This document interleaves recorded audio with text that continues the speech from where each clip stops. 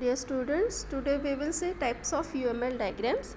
UML can be used to construct the 9 different types of diagram to capture different view of a system, just as a building can be modeled from several views or several perspectives, such as electrical perspective, lighting perspective, heating perspective. So UML are also used to provide the different perspective of the software system to be developed.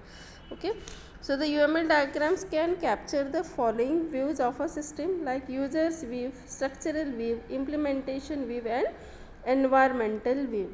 So this figure shows the UML diagrams responsible for providing the different views of the software system. So first is users view. So this users view defines the functionalities made available by the system to its users. The users view capture the external view of the system. Means the users view is a black box view of the system in which internal structure or dynamic behavior of the software system is hidden to the user. And the users view is very important because it is very different from other views in the sense that it is only the functional model of the system. Next is structural view. The structural view defines the kinds of the objects and classes which are important for the system or which are important for understanding of the working of the system, and it also captures the relationship among the classes.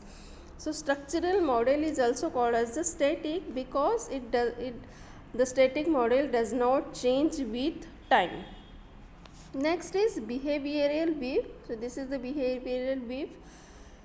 It captures how objects interact with each other to realize the system behavior. The system behavior captures the dynamic, means the time dependent view of the software system.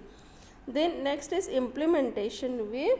This view captures the important components of the system and their dependencies.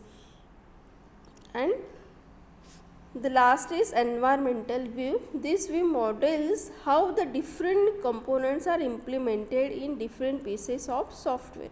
So there are total 9 different UML diagrams like class diagram, object diagram, sequence diagram, collaboration diagram, state chart diagram, activity diagram, use case diagram, then component diagram and deployment diagrams. Okay, so we will see these diagrams in next section.